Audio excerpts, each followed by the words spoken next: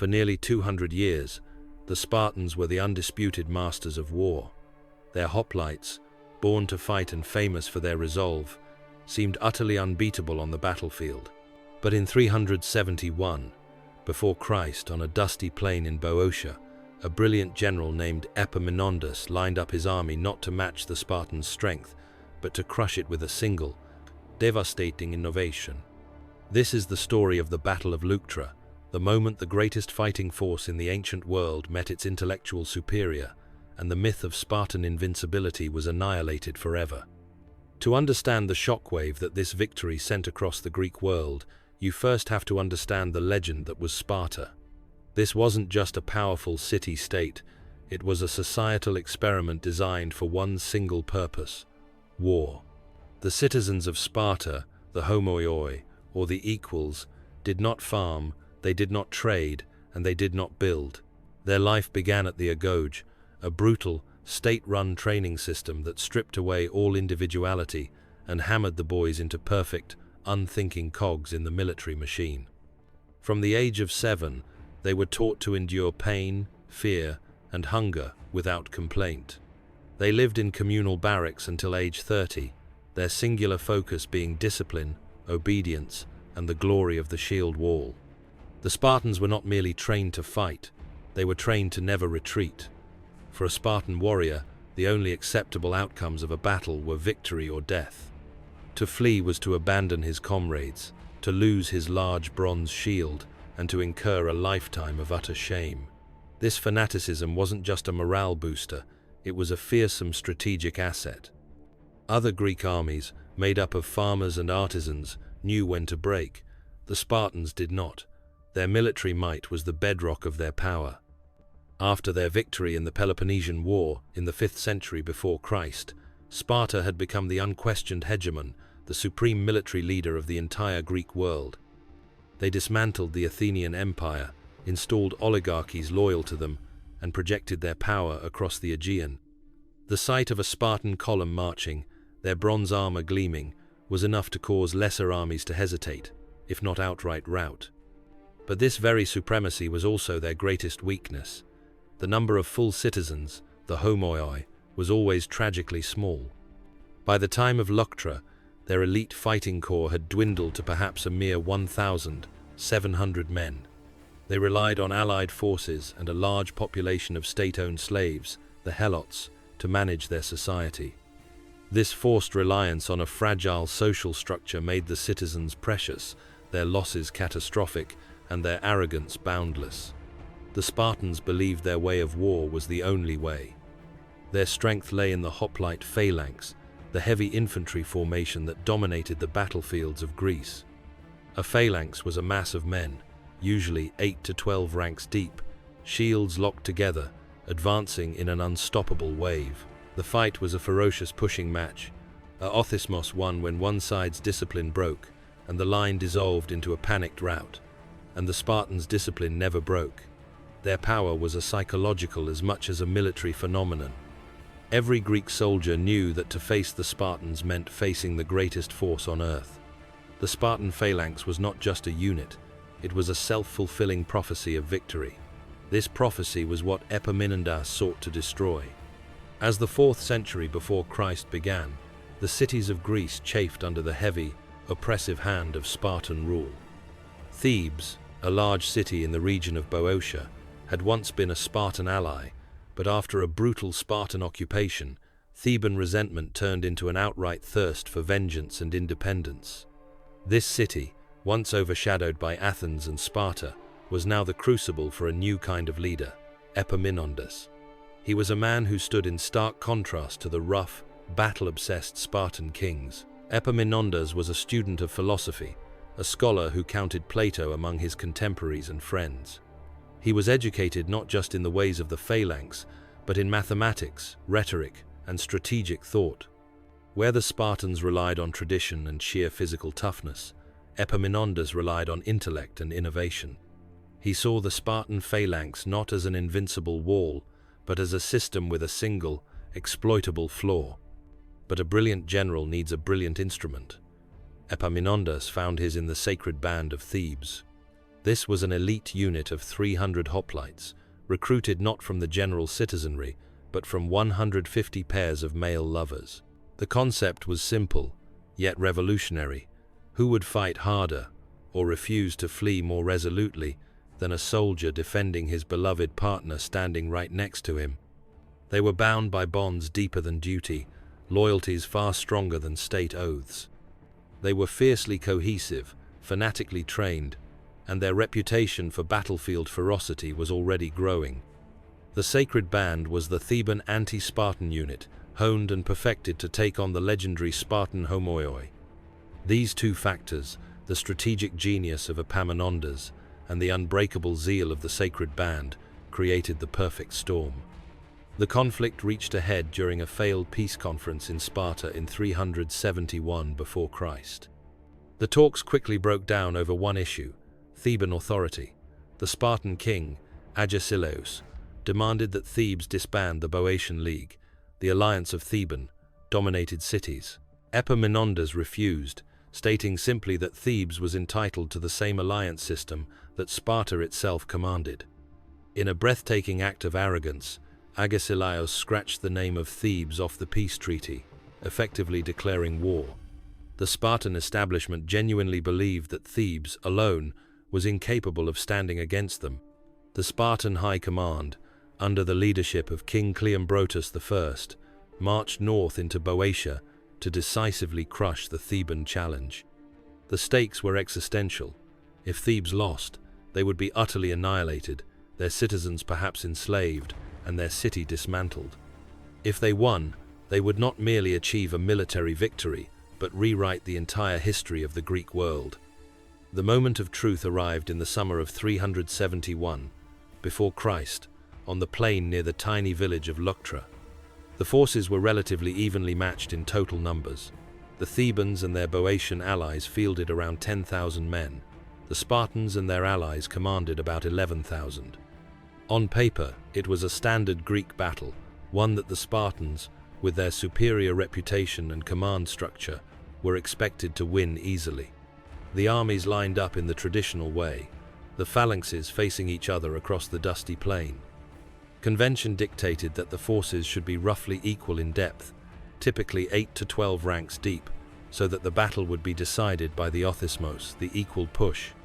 Furthermore, the highest status troops, the legendary Spartans, were traditionally placed on the right wing, the position of honor and the greatest offensive thrust.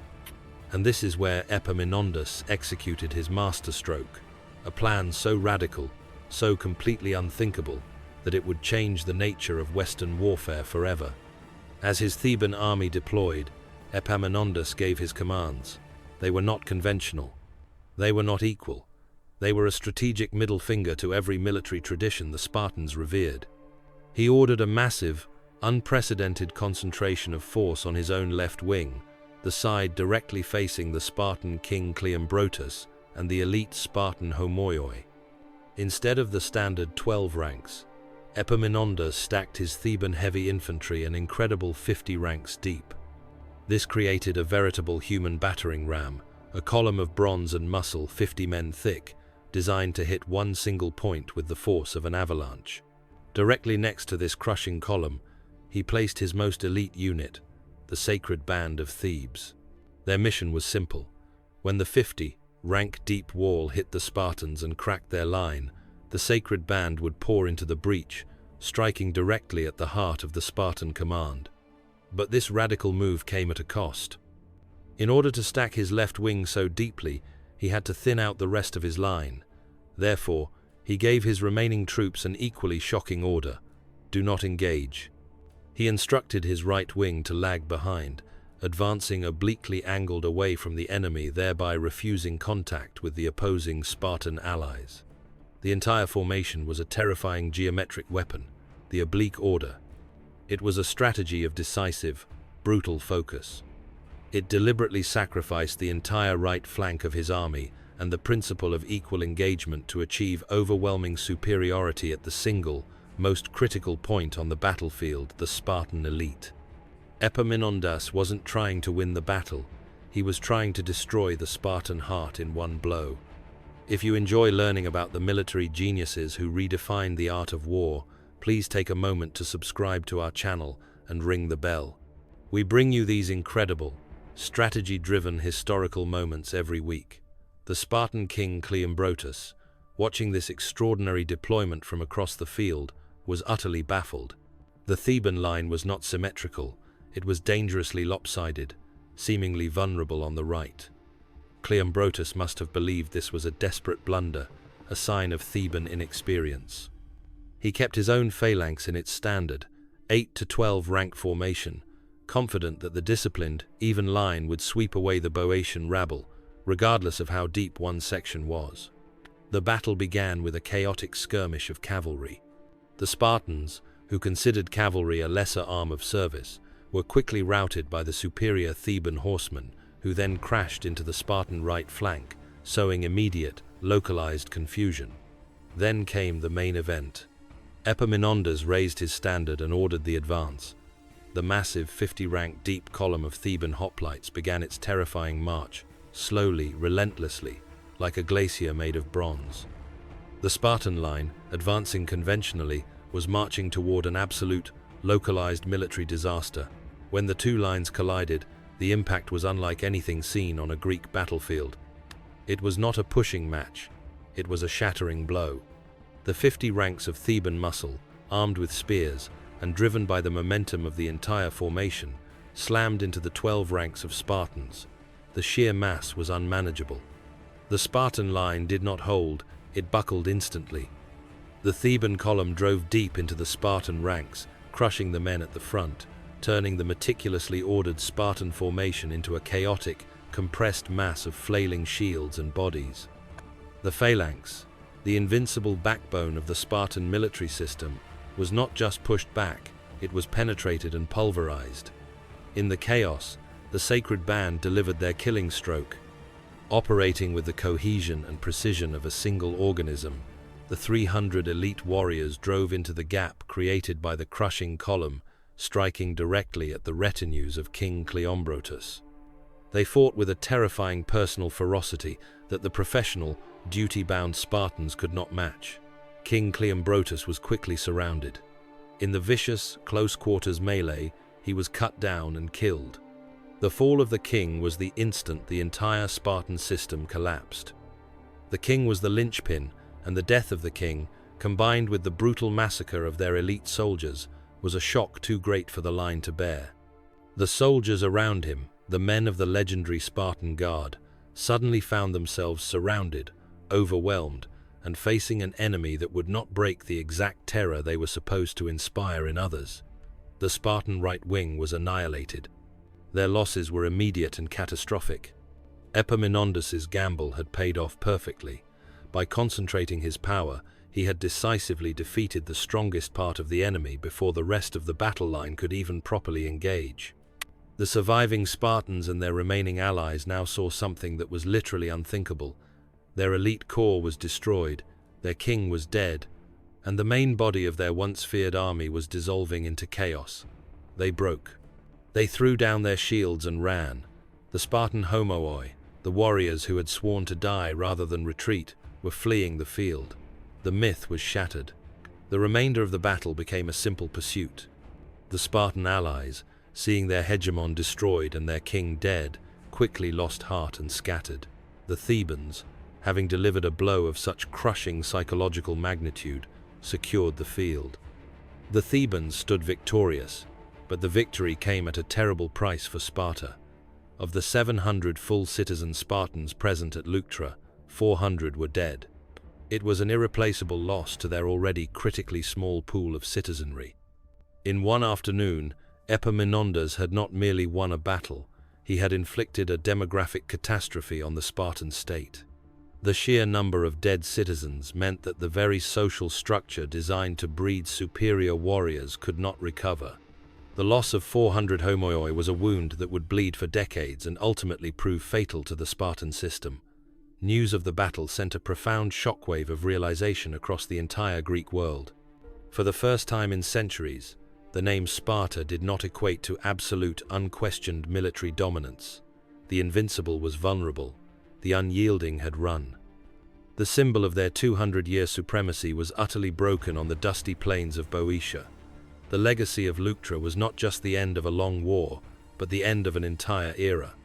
Sparta's power was permanently crippled. Within a decade, Epaminondas invaded the Peloponnese 4 times, marching right up to the gates of Sparta itself, a feat no enemy had ever accomplished. He did not need to destroy the city. He finished the job begun at Leuctra by delivering the final, structural blow. He liberated the Helots, the entire class of state-owned slaves who underpinned the Spartan economy and society. He founded the city of Megalopolis and rebuilt the city of Messene, giving the newly freed Messenians a place to live. He created a new, powerful Theban-friendly state right on Sparta's border. By robbing Sparta of its political power and its labor force, Epaminondas proved that he understood the true nature of power. It was not just military, but economic and political. Sparta, the state that had defined military excellence for centuries, was now a regional power at best, constantly threatened by its neighbors. The military machine, built on rigid tradition and a rejection of intellectualism, had been defeated by a scholar who had dared to think outside the phalanx. Epaminondas, who had used mathematics to calculate the perfect density of his attack column and philosophy to understand the psychological weakness of his enemy, had proved that true power was found not in tradition or brute force, but in unconventional thought. Leuctra serves as one of history's most powerful lessons. No system, no matter how revered, is immune to a single, brilliant innovation. The weapon that finally crushed Spartan supremacy was not a new kind of sword or shield, but the tactical genius of one man who simply found a better way to fight. If you found this breakdown of tactical genius compelling, we encourage you to share this video with someone else who loves history and military strategy. We want to know what you think. Comment below and tell us which Greek general, other than Epaminondas, you believe was the most strategically brilliant. The incredible rise and fall of Thebes under Epaminondas paved the way for the next great military power in the Greek world, a kingdom to the north that would perfect these ideas of specialized units and concentrated force. Macedon. The Battle of Leuctra demonstrated that the Greek world was ready for a new kind of warfare, a lesson that a young prince named Philip would soon learn and adapt, forever changing the world and making his son, Alexander, unstoppable. If you want more deep dives into the battles and leaders that shaped our world, make sure to subscribe to our channel and let us know what history deserves to be told next.